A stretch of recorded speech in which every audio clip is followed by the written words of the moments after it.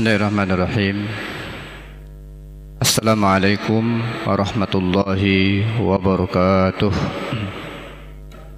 Alhamdulillahi rabbil alamin. Assalatu wassalamu ala asyrafil anbiya wal mursalin wa ala alihi wa ashabihi ajma'in, amma ba'd.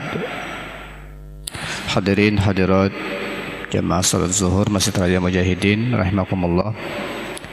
Alhamdulillah, dengan nikmat Allah Subhanahu wa taala kembali kita diizinkan Allah Subhanahu wa taala, ditakdirkan untuk dapat melaksanakan salat zuhur berjamaah di Masjid Raya Mujahidin. Dan hari ini merupakan hari pertama kita kembali bisa melaksanakan tausiah di masjid ini.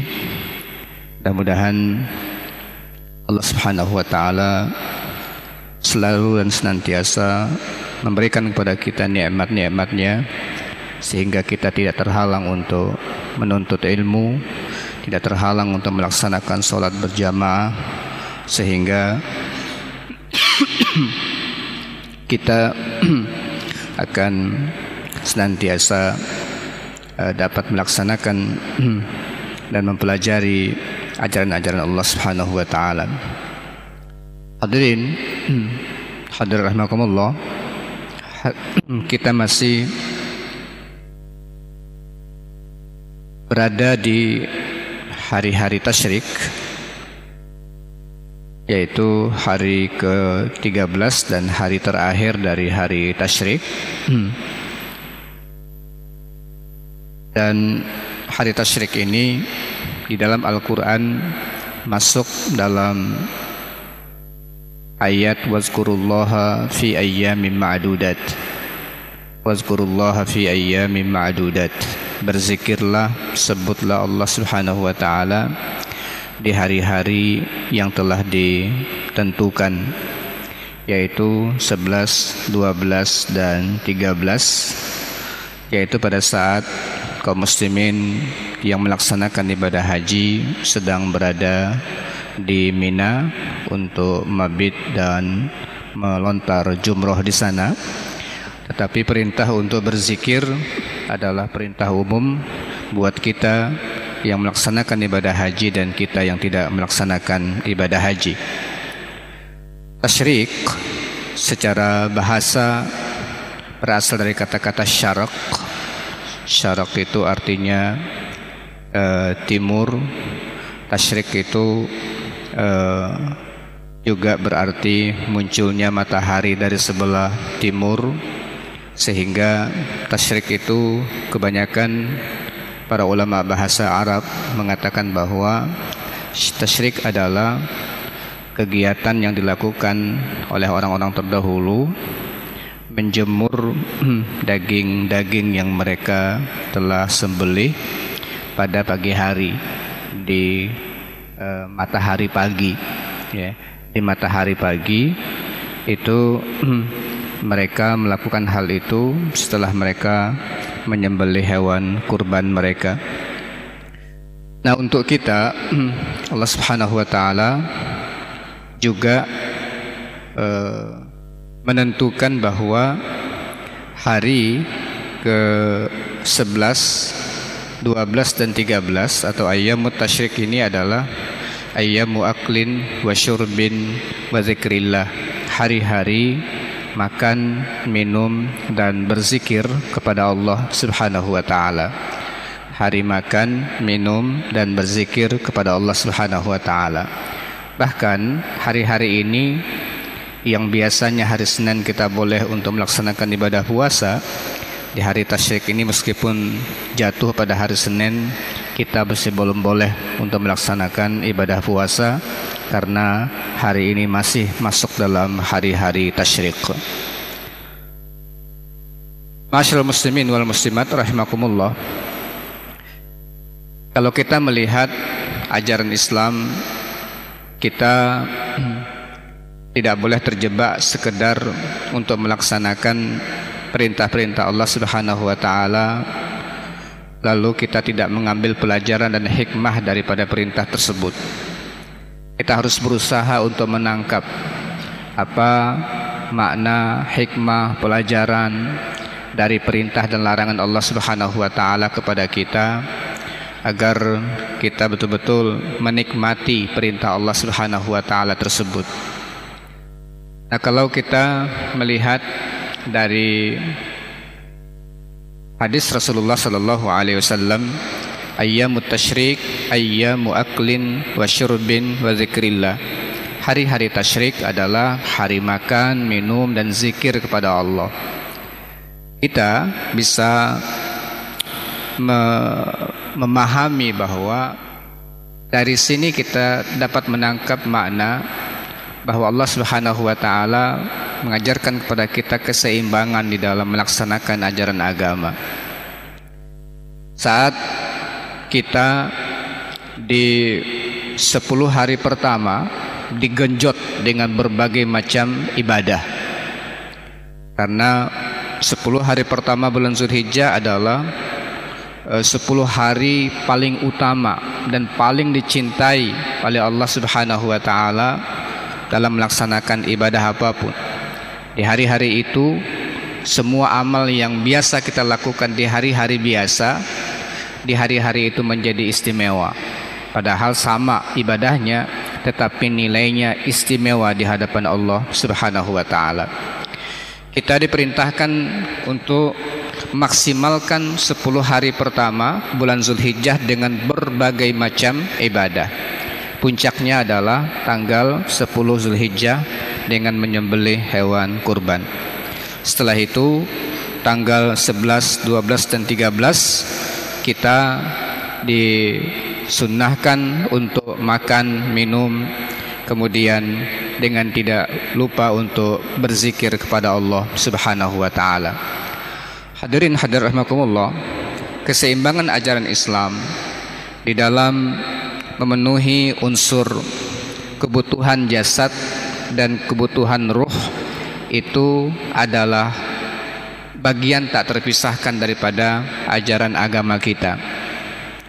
Dan di dalam Islam, makan minum yang baik, tidak berlebihan seperti yang dianjurkan, perintahkan oleh ajaran kita, itu adalah bagian daripada ibadah. Dan ketika makan minum ini dihubungkan dengan zikir kepada Allah di ujungnya, maka sebenarnya yang dimaksud adalah makan minum itu harus endingnya adalah membantu kita untuk taat kepada Allah Subhanahu wa taala. Bukan makan minum tapi lupa, akhirnya malas untuk beribadah. Bukan itu maksudnya. Makanya hadisnya makan, minum, zikir. Makan, minum, zikir. Karena kalau salah-salah makan minumnya atau berlebihan makan minumnya, bahkan seperti itu kalau dilakukan oleh orang, nggak akan bisa untuk berzikir, ya. Malah hanya makan minum kemudian tidur atau malas untuk melaksanakan ibadah. Tapi isyarat daripada hadis ini makan, minum, zikir. Makan minum yang dimaksud adalah dalam rangka untuk membantu kita berzikir dan mengingat Allah, taat kepada aturan dan ibadah kepada Allah Subhanahu wa taala. Nah, ini yang pertama yang perlu kita pahami, bahwa hari makan dan minum kadang-kadang orang berhenti di situ. Zikirnya lupa, ya, makan-makannya yang ingat, ya. Jadi makan-makannya oke gitu ya, zikirnya hilang. Padahal makan, minum dan zikir 3 hal yang tidak bisa dipisahkan. Jadi makan dan minum di dalam Islam tujuannya adalah yusta'anu 'ala ta'ah, agar bisa membantu kita untuk melakukan ketaatan kepada Allah Subhanahu wa taala. Itu selalu yang menjadi niat kita di dalam makan dan minum adalah agar kita kuat untuk melaksanakan ibadah dan melaksanakan ketaatan kepada Allah Subhanahu wa taala. Itu harus kita bangun seperti itu, niat kita di dalam makan dan minum untuk menguatkan jasad kita. Yang kedua, ada ada pelajaran yang sangat sangat luar biasa daripada hari tasyrik ini. Setelah kita melaksanakan berbagai macam perintah Allah Subhanahu wa taala di 10 hari pertama, terutama jamaah haji, dan kita juga yang tidak haji bisa menangkap makna ini. Jamaah haji mulai tanggal 8 atau hari tarwiyah itu mereka pasang ihram untuk melaksanakan niat untuk melaksanakan ibadah haji. Nah, ketika sudah berniat untuk melaksanakan haji, sudah berihram, maka mereka harus mengikuti aturan-aturan yang sangat ketat. Nggak boleh ini, nggak boleh itu, nggak boleh ini, nggak boleh itu, ketat sekali. Hal-hal yang tadinya boleh di saat mulai tanggal 8, saat mereka sudah menggunakan pakaian ihram berniat untuk melaksanakan ibadah haji, maka banyak aturan-aturan yang dilarang oleh Allah Subhanahu wa taala untuk dilakukan. Kalau dilakukan bisa terjadi akan bayar dam, atau bahkan ada yang kalau dilakukan ibadah haji tidak terjadi, umpamanya tidak wukuf di padang Arafah, haji menjadi batal gara-gara tidak wukuf di padang Arafah. Nah, semua rangkaian dari perintah-perintah Allah itu harus dilaksanakan. Semua rangkaian itu harus dilaksanakan. Setelah mereka dari tanggal 8 kemudian keesokan harinya berangkat menuju Arafah untuk wukuf di padang Arafah, masih menggunakan aturan-aturan yang sangat ketat itu. Malamnya mereka mabit di Muzdalifah, besoknya mereka sampailah ke Mina lagi. Nah, sampai ke Mina, mereka ketika sudah melontar Jumrah Aqabah, kemudian tawaf ifadah dan memotong hewan kurban, dari 3 perbuatan itu kalau dilakukan mereka bisa tahallul namanya, ya. Mereka bisa melaksanakan tahallul. Tahallul itu artinya halal lagi, yang tadi beberapa hal dilarang kepada mereka pada saat itu dihalalkan kembali untuk melaksanakannya. Dalam kitab Lataiful Ma'arif disebutkan pelajaran yang sangat luar biasa daripada hal ini. Kita juga orang-orang yang tidak melaksanakan ibadah haji 9 hari digenjot, ya, digeber betul-betul dengan ibadah. Bahkan sebagian kita juga yang berkurban dilarang untuk mengambil kuku, kemudian mengambil bulu-bulu dari badan kita sampai nanti kita memotong hewan kurban. Nah, itu juga bagian-bagian, ada larangan, ada perintah Allah Subhanahu wa taala. Selesai dari situ, potong sembelih hewan kurban. Setelah itu silahkan kalian menikmati santapan-santapan dari Allah Subhanahu wa taala. Hari tasyrik, hari makan, minum dan berzikir kepada Allah Subhanahu wa taala. Beliau mengatakan bahwa ini pelajaran yang sangat luar biasa. Beliau mengibaratkan perjalanan haji, kemudian ibadah di 10 hari pertama bulan Zulhijjah itu seperti kehidupan dunia. Bahwa orang mukmin, dunia ini adalah ihramnya orang mukmin. Beliau mengatakan seperti itu. Dunia ini adalah ihramnya orang mukmin. Nah, ketika dia menganggap dunia ini adalah safar, kemudian tujuan utamanya adalah nanti surga Allah Subhanahu wa taala, maka dalam safar itu banyak aturan-aturan yang harus dia taati supaya dia sampai ke tujuan. Nah, dalam bahasa Arab, Mina atau Muna itu sebenarnya tujuan, cita-cita. Jadi Mina itu sebenarnya cita-cita atau tujuan. Selesai semua ibadah, maka sampailah mereka ke Muna, ya, ke tujuan yang mereka harapkan.